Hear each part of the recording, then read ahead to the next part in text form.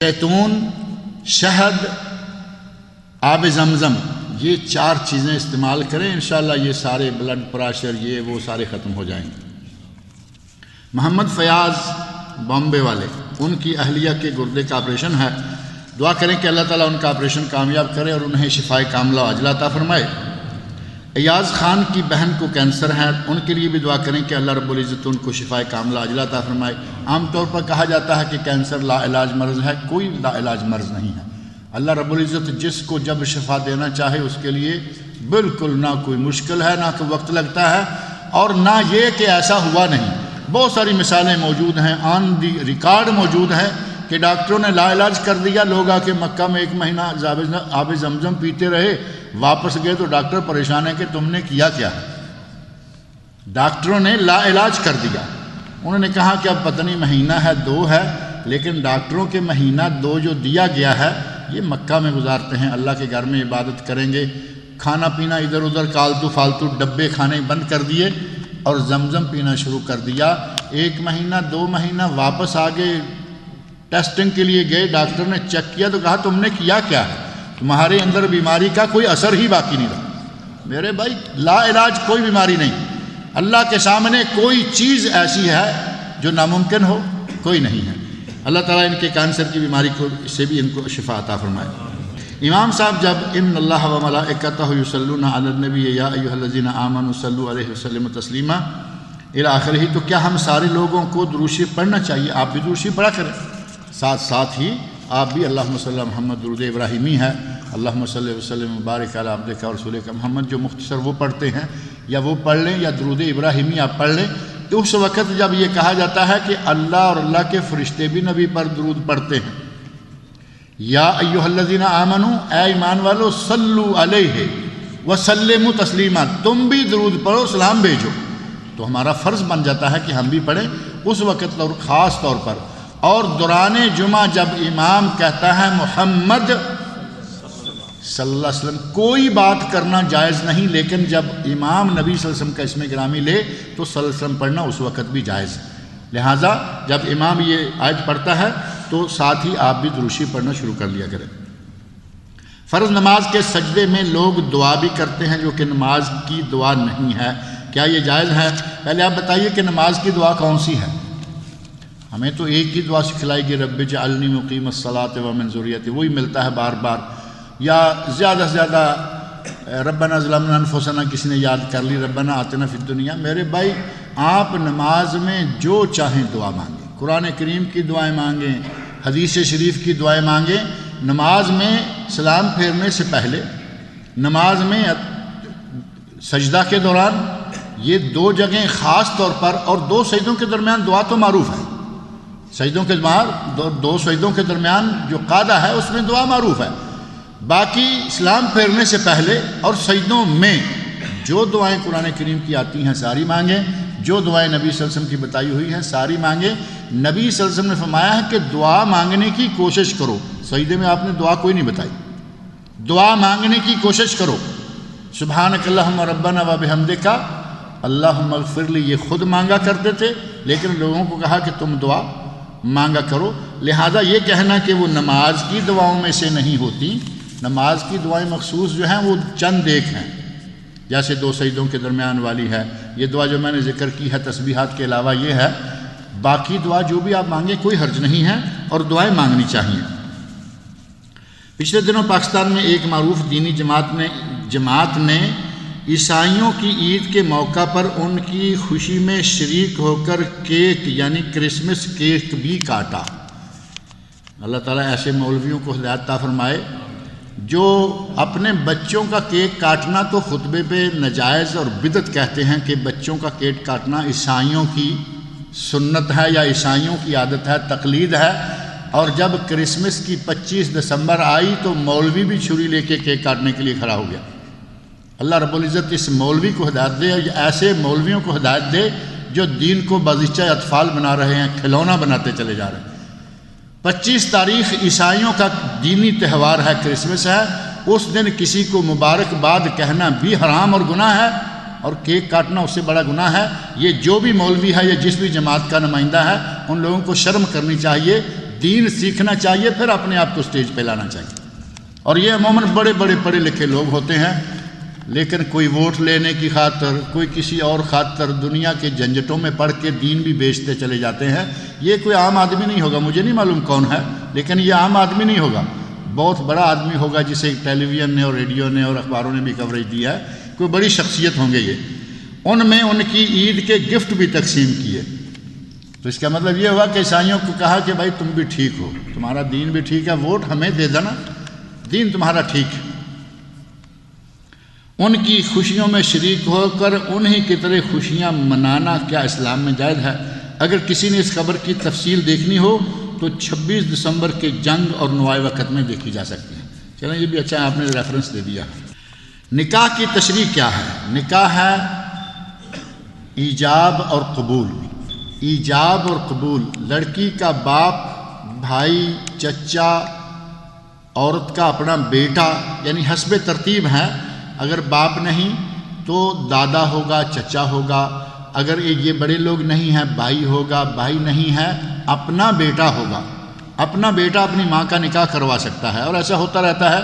ابھی تھوڑا عرصہ پہلے ہم نے یہاں اپنے خبر میں بھی، پہلے میں یہ پڑھا کرتا تھا کہ فلاں شخص نے اپنی ماں کا نکاح کروایا، تو تھوڑا عجیب سا لگتا تھا کہ یہ کیسے کیسے ہوتا ہوگا۔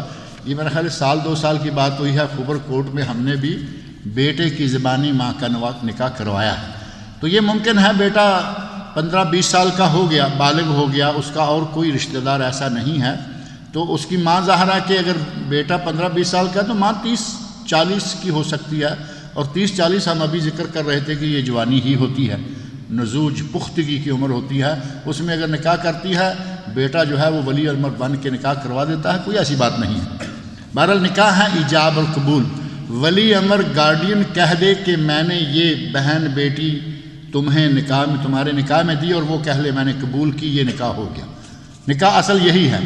اب رہا معاملہ کہ اس کے ساتھ 2 گواہ ہونے چاہیے، وہ بھی واجب ہیں، اور ساتھ ہی حق مہر کم زیادہ جتنا توفیق ہے وہ بھی ذکر ہونا چاہیے، اور خطبہ مسنونہ جو ہے وہ پڑھنا سنت ہے، اور وہاں کلمے 6 پڑھانا بدعت ہے، جو بڑی پابندی سے ہمارے یہاں پڑھائے جاتے ہیں۔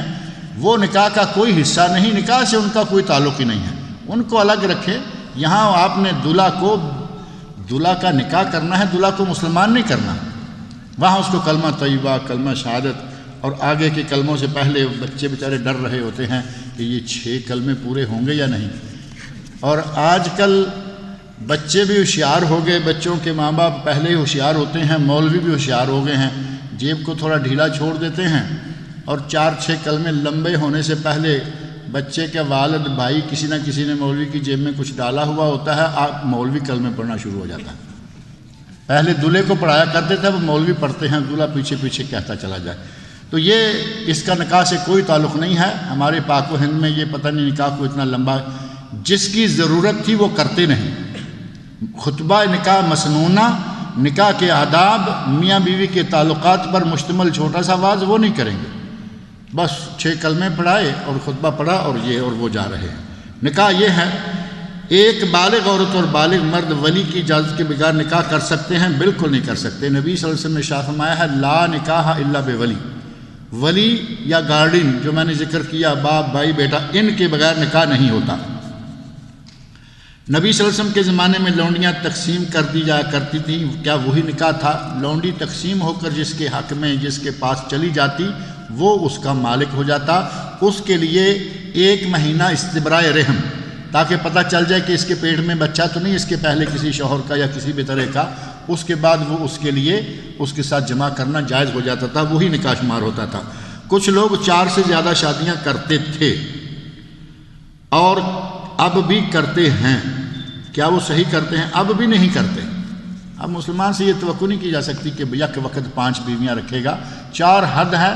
اور درس کے دوران بات آ گئی کہ ایک کو چھوڑا، 3 رہ گئیں، ایک ویکینسی کے لیے ایک اور دعوت کہیں اعلان دے دیا، وہ الگ بات ہے، لیکن یک وقت 4 سے زیادہ آج کوئی نہیں رکھتا، اور اگر کوئی رکھتا ہے تو وہ بہت بڑا جاہل ہے، کیونکہ نبی صلی اللہ علیہ وسلم نے جب یہ قرآن کریم میں آیا مثنا و ثلاث و رباع، 1-1 2-2 3-3 4-4 بیویاں رکھ لو، تو جن کے پاس 4 سے زیادہ تھی انہوں نے آ کے کہا کہ ہمارے پاس زیادہ، آپ نے فرمایا جو 4 چاہو اختیار کر لو، باقی کو فارغ کر دو۔ آخری سوال ہے کہ رسول کریم صلی اللہ علیہ وسلم نے 40 سال میں نبوت کا اعلان کیا اور نکاح 25 سال کی عمر میں ام المومنین خدیجۃ الکبریٰ سے کیا۔ ہم لوگ شریعت محمد کے مطابق نکاح کرتے ہیں، اس زمانے میں نکاح کا کیا طریقہ تھا؟ کچھ لوگ کہتے ہیں کہ آپ پیدائشی نبی تھے۔ آپ پیدائشی نبی تھے، بلکہ آپ پیدائش سے بہت پہلے سے نبی تھے۔ آپ کو یہ معلوم نہیں تھا کہ میں نبی ہوں یا نہیں ہوں جب تک جبرائیل امین نہیں آئے۔ نبی صلی اللہ علیہ وسلم سے پوچھا گیا کہ یا رسول اللہ آپ کب سے نبی ہیں؟ تو آپ نے فرمایا وَآدَمُ مُنْجَدِلٌ بَيْنَ الْمَاءِ وَالطِّينِ، ابھی آدم کا مٹی گارا بن رہا تھا تو مجھے تب سے اللہ نے نبی بنایا ہے، لیکن وہ اللہ کے علم کی بات ہے، میرے آپ کے نہیں، خود نبی صلی اللہ علیہ وسلم کے بھی نہیں۔ خود نبی صلی اللہ علیہ وسلم کو یہ معلوم نہیں تھا کہ میں نبی ہوں۔ جس دن جبرائیل امین آئے تو آپ کو بخار کیوں آ گیا؟ وہ تو کبھی دیکھا نہیں، کبھی سنا نہیں، معلوم تک نہیں تھا میں کیا ہوں، کیا بننے والا ہوں۔ گھبرا گئے، بخار آ گیا، حضرت خدیجہ رضی اللہ عنہا ورقہ بن نوفل کے پاس لے کے گئیں تو انہوں نے کہا کہ یہ وہی ناموس ہے جو موسیٰ علیہ السلام پر اترا کرتا تھا۔ بیٹا، بھتیجے، کاش میں اس وقت، یا لیتنی کنت جزعا، کاش میں اس وقت کبھی طاقت میں ہوتا جب تیرے شہر والے تجھے مکہ سے نکال دیں گے۔ تو نبی صلی اللہ علیہ وسلم نے فرمایا، اس وقت فرمایا آوا مخرجی، یا کیا مکہ والے مجھے میرے شہر سے نکال دیں گے؟ تو فرمایا جو کام تمہیں سونپا جا رہا ہے وہ جس نے کیا اس کی قوم نے اسے شہر سے نکالا، وہ سنت تجھ پہ بھی جاری ہوگی۔ نبی اکرم صلی اللہ علیہ وسلم کو خود معلوم نہیں تھا کہ میں نبی ہوں، لیکن اللہ نے تو جو کچھ قیامت تک ہونے والا ہے، قیامت کے بعد کیا کچھ ہونے والا ہے، اللہ کے علم کی بات الگ ہے، وہ معاملہ اتنا تھوڑا سا صحیح ہے۔ آپ پیدائشی نبی ان معنوں میں تھے، لیکن خود آپ کو علم تھا، صحابہ کوئی اس وقت جتنے لوگ ملتے تھے ان کو پھر صحابہ ہی ہونا چاہیے نا، تو وہ نہ صحابی تھے، صحابی بنے جب 40 سال ہوئے، نبوت کا اعلان ہوا، نبی صلی اللہ علیہ وسلم کو خود بھی اسی وقت پتہ چلا۔ صحابہ کرام نے اسلام قبول کرنے کے بعد کیا نکاح کی تجدید کی؟ نہیں کی۔ پہلے نکاح جو ہیں وہ جس دین پہ جس انداز میں تھے وہ صحیح تھے، صحیح رہے۔ خود نبی صلی اللہ علیہ وسلم کا نکاح بھی صحیح رہا۔ آپ نے بھی نبوت ملنے کے بعد حضرت خدیجہ رضی اللہ عنہا 15 سال آپ کے نکاح میں رہیں۔ کوئی ثابت نہیں کر سکتا کہ آپ نے اپنا نکاح دوبارہ کیا ہو، جبکہ آپ کا نکاح تو ظاہر ہے کہ 15 سال نبوت سے پہلے ہوا۔ اسی طرح صحابہ کے نکاح جو پہلے ہوئے تھے وہ برقرار رہے، اور جو نبوت ملنے کے بعد، اسلام کا اعلان ہونے کے بعد نکاح ہوئے وہ شریعت کے مطابق ہوئے۔ اللہ تعالیٰ مجھے اور آپ سب لوگوں کو شریعت اسلامیہ پر عمل کرنے کی توفیق عطا فرمائے۔